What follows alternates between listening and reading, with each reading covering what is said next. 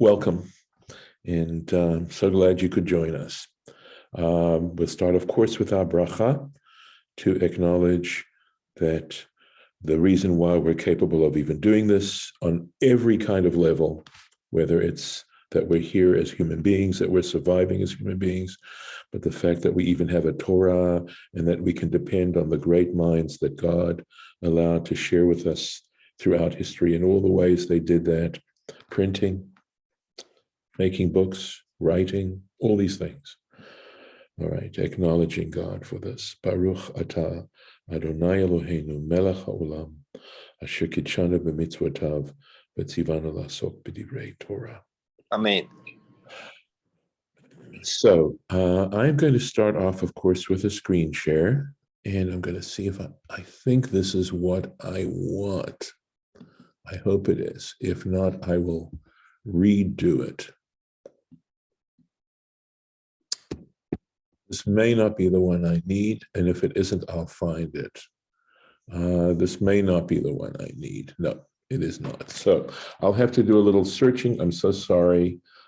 Give me a moment here.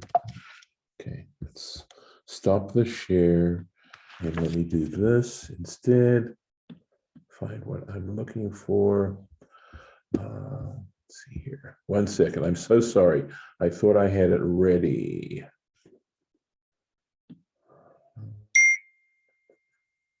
Give me a moment. Sorry. I may have to do it this way. Okay, here we are. Let's try this. All right. I'm going to try it again now.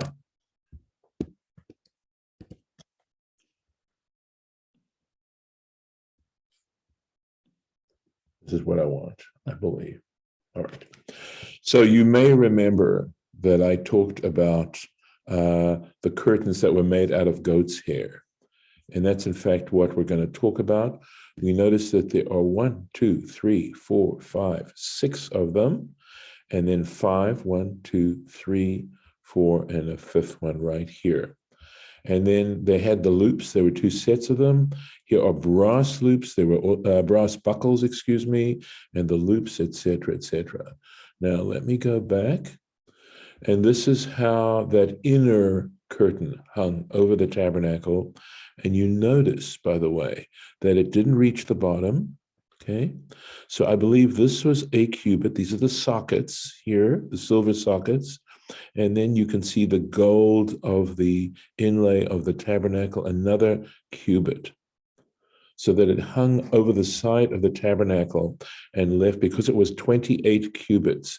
And this from here to here is 10 cubits. And the boards themselves, I believe, were a thickness of a cubit or a half, maybe a half cubit. So that would make 11 from here to here. So I'm thinking, but that means that if this was 28 cubits, right, this would take up 11 cubits here. And if it was 28, it would leave a difference of 17, correct? So that would have to hang over the side equally. This would then be a half a cubit here, a half cubit here. So just to show you, yes, here's a beautiful detail of the loops and how the buckles work. That's why I love to call this the zipper, right? The original idea of a zipper. And here we have here's a better rendition of the inner curtains that we have talked about. By the way, we will get to this. This is sort of out of order, but here you can see how you had the goat's hair that hung over the inner section. And then we haven't talked about this. These are the tanned ram skins, and this is the tachas here. This is one opinion of how that curtain hung. Here's just another picture of the tabernacle. The boards, we'll get to those. I'm just so glad I made all these pictures, okay? More details about it. So let's see about I'll get back to this in a moment. These are all from that book by Moshe Cohen. And why I love that book so much, because the illustrations are fantastic, in my opinion. Here we go. Here's the goat here. And look how it hung a little extra on this side here. This, of course, would have been the partition between the holy section and the Holy of Holies. Let's see what else we have here. Okay, that's the other one that we looked at. We had that picture before. And, this is another opinion of that particular. So not everyone agrees that it hung over the side like the other two cloths. There's that opinion. There's also another one. Look at that. Like that. Another opinion of what the tachas might have been. A cheetah? Oh, very nice. What you can see here is how the extra curtain, right? So there were 1, 2, 3, 4, 5, 6, and how the extra curtain hung over the back here. Do you see that? How it folded over the back. And the Torah actually states that. These were 30 cubits long, and so you can see how it covered up, right? And left a half cubit of the silver sockets then showing over there. The next is a bird's eye view of the dimensions of the tabernacle. Here it is, right? So these were 10 cubits. The boards were 10 cubits high, which means they were approximately 15 feet tall. Let's see here. Here's a color picture of that. This is, of course, the urn which they washed their hands, and this is the base, right? This is the ramp that went up to the altar, etc. Yes, really beautifully done. Okay, very good. Let's get into the text at this point and see what I can do. So I think it's so helpful, right? It's so helpful seeing the illustrations that were made on the basis of this. So here we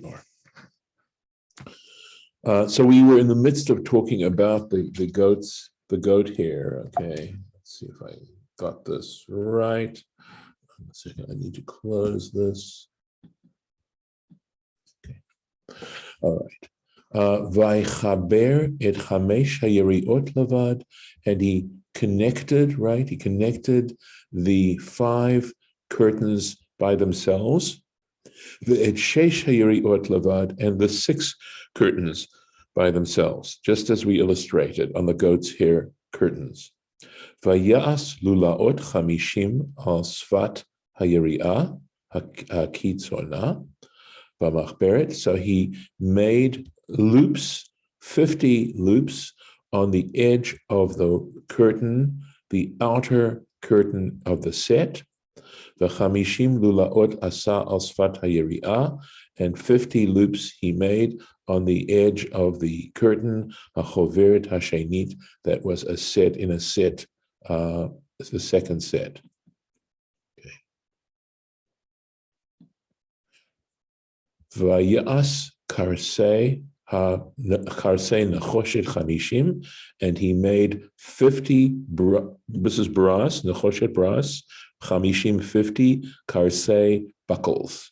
Made 50 brass buckles, lechaber, to join et ha'ohel, the tent, liyot echad, so that it became one piece.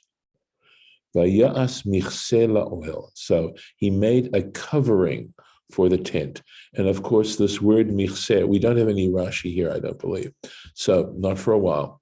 So he made, and that's partially because a lot of this is a duplication of what we read in Parshat Truma. So I'm going to go into, we're going to be patient, and God willing, if we're still doing this next year, God should give us the strength to do it. Hopefully we'll start getting into those areas where there's a tremendous amount of Rashi in trying to describe verbally what pictures can illustrate. Vayas michsela ohel. So as I said, it just simply says a covering from the tent. And that's why, of course, we have those various opinions as to how big this was and how it really functioned. Orot elim ma'odamim. So the skins of rams tanned red. Adom is red, right? Ayil is a ram, and or is a skin, right? Okay. Umichse orot tachashim, and the a covering of orot tachashim milmala above it. So it certainly sounds like there were actually 4 layers to this. And I see a misprint here, and I'm going to try and get it. Okay. All right. Going on. So that takes care of the coverings of the Mishkan. Vayas et hakrashim la Mishkan. He made the boards of the tabernacle. Atzei shitim umdim. Acacia wood of acacia, upright. They were to stand upright. Eser amot orech hakeresh, 10 cubits was the length of the board. So in other words, it stood up approximately 15 feet high.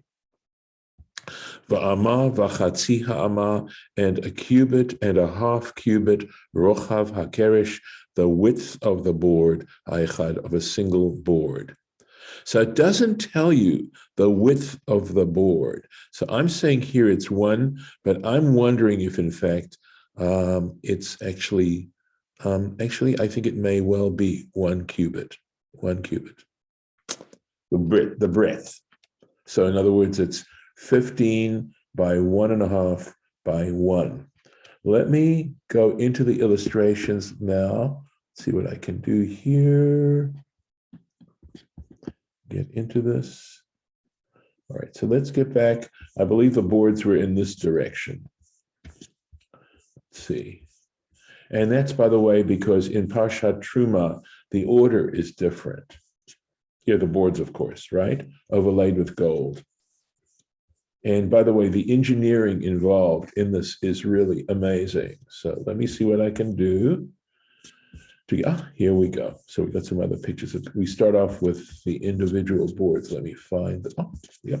Gonna keep going. This is the first illustration I have, and I don't know if okay, good. Let's see, maybe not. Okay, this was the first illustration of them all set up, right? And then here we go. So just another illustration maybe shows you the height of these things. Although I think these are small. If these, if an average height is, let's say, 5 to 6 feet, well, yeah, you're right. I mean, that means there's 9 feet higher in terms of ceiling. Here are the boards. Now we can see them. These are the individual boards. This is 1.5, right? And this is 15, and this is 1. I believe. It looks right, proportionately. And I'll tell you why. It has to do with these sockets. So you have 2 sockets. And let's see, here, you can see beautifully. Remember, I told you, I believe these are called tenons, right? And then you have these that can slide up and down. And the brilliancy of that is that I figured is that the tabernacle could accommodate the terrain on which it had to sit. Remember, it wasn't on prepared ground necessarily. It was in the middle of the desert, and you wanted this thing to be able to stand.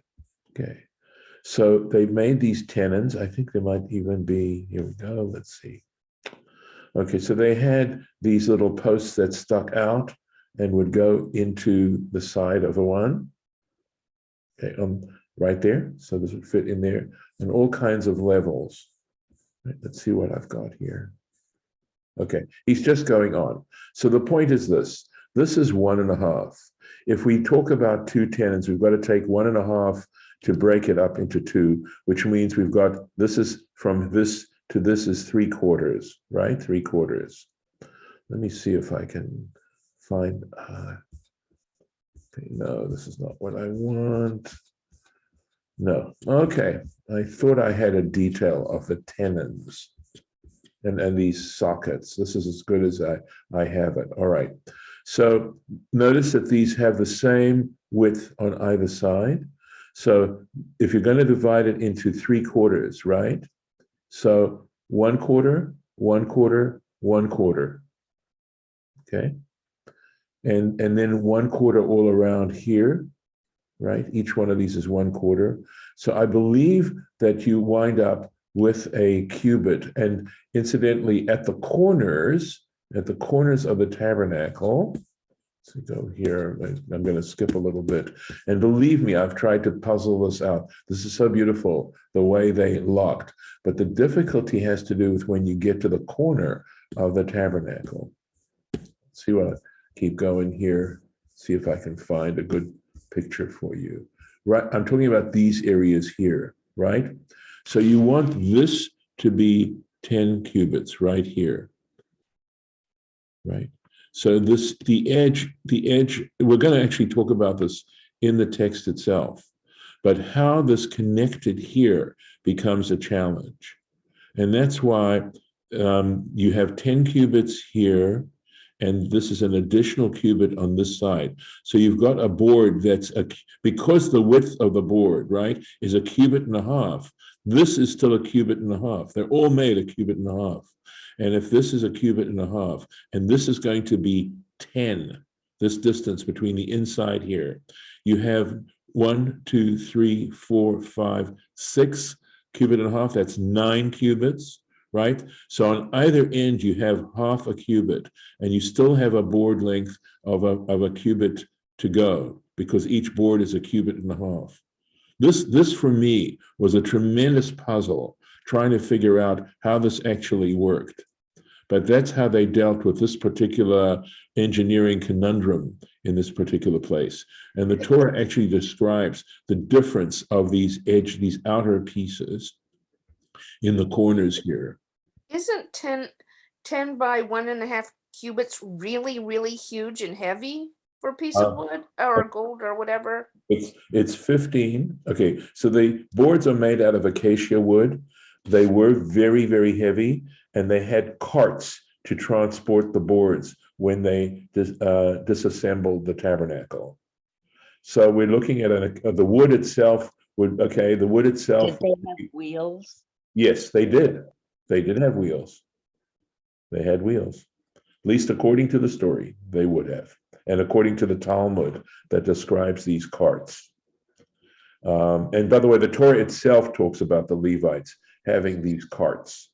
Tell me, how effective would a chariot be without wheels? Sliding over the desert floor, perhaps? I don't know. But they had wheels. The wheel was already invented.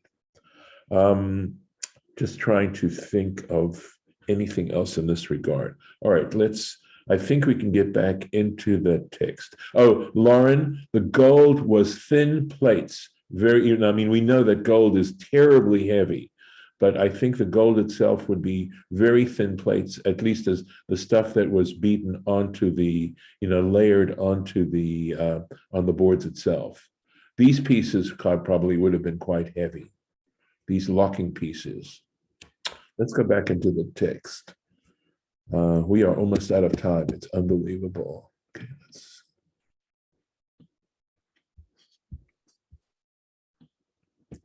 all right. So that's how you figure out the breadth of the board, even though the Torah does not explicitly tell you what that breadth was. And I think it's interesting. And I absolutely feel that part of that's intentional. It's not an omission. Or if it is an omission, it's an intentional omission, because this is all about trying to get our brains to work. And because there's a part of us that enjoys puzzles, that's something very pleasurable about trying to solve puzzles. So we discussed this. Now we go to this. Shtei yadot lakerish ha'echad. There were two, this literally says hands to each board, and we're talking about the tenons now. That's what we're talking about. Those two tenons that were on the bottom of each board. Meshulavot achat el achat, perfectly parallel to each other. Cain asa l'chol, sorry, this should be Cain. Cain asa l'chol karshe hamishkan. So he did for every single one of the boards of the Mishkan. Vayas et hakrashim lamishkan, and he made the boards for the Mishkan, esrim krashim, 20 boards, lifat neged taimana, on the southern side. So there would be 20 boards of 1.5. So we know that it was 30, right? That the total would have been 30. So the Holy of Holies was 10 by 10, and the holy section would have been 20 by 10. Va'arba adnei chesef, and 40 silver sockets. Asa tachat esrim hakrashim. He made underneath the 20 boards. Arba'im, by the way, you said arba. Did I? I thought I said arba'im. Okay, sorry. Arba'im, 40 sockets of silver he made underneath the 20 boards. Shnei adanim, 2 sockets, tachat hakeresh ha'echad, under each board, lishtei yedotav, for its 2 tenons. Ushnei adanim tachat hakeresh ha'echad. He said, so he's just simply talking about a series here, and 2 sockets underneath the one board, lishtei yedotav, for its 2 tenons, for its tenons.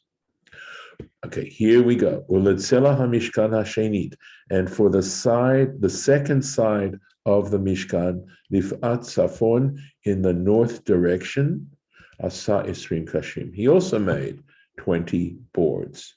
By the way, this is lovely.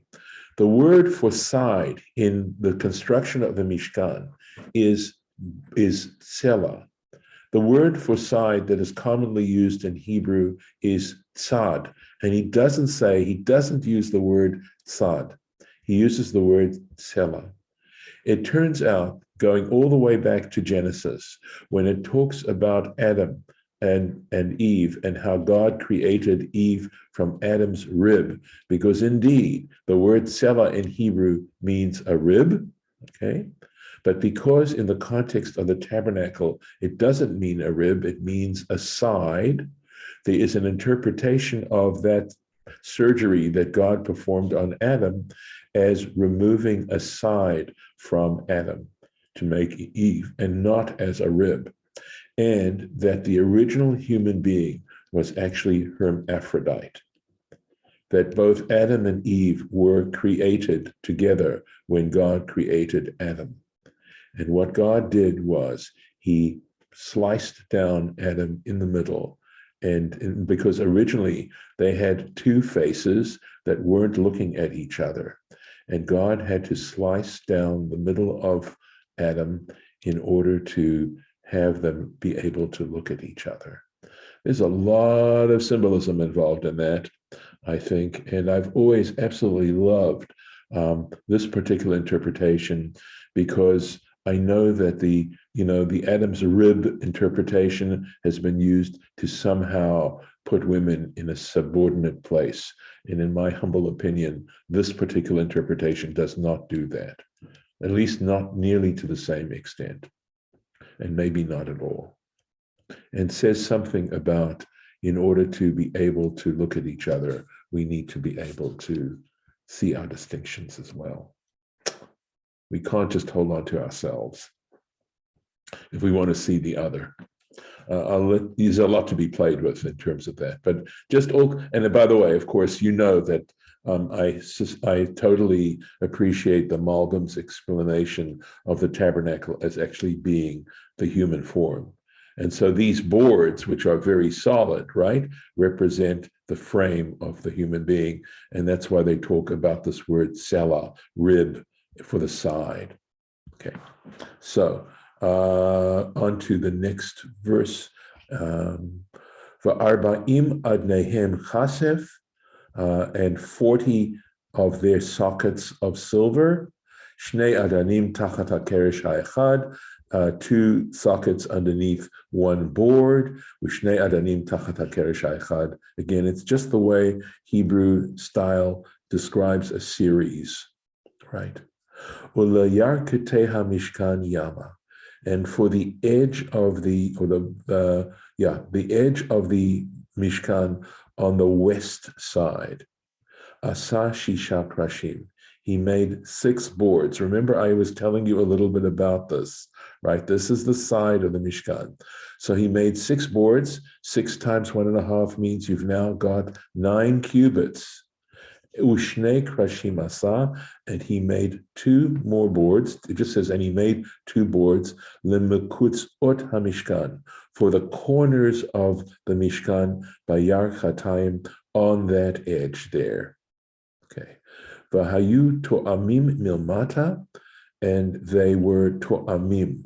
Hard word, so tomim could mean like twins, and I have a feeling he's talking about the fact that they had, I'm guessing, but I'm thinking he's talking about the fact that they also had those tenons on the bottom, v'yachdav yu tamim rosho, but together they would be, tamim means perfect. In other words, they were locked right against each other, against the other boards at its top. So remember, those corner boards were attached to the ones in the middle of that edge, the 6 boards, but it also was attached to the side, on the south side for one of those boards, and the north side for the other one of those boards. El tabaat ha'echad, with one ring. Kain asa lishnehem, thus he did for the 2 of them, lishnei hamikzoot, for the 2 corners. So I'm going to stop here. 1 second. Okay. And we will, God willing, pick this up next year.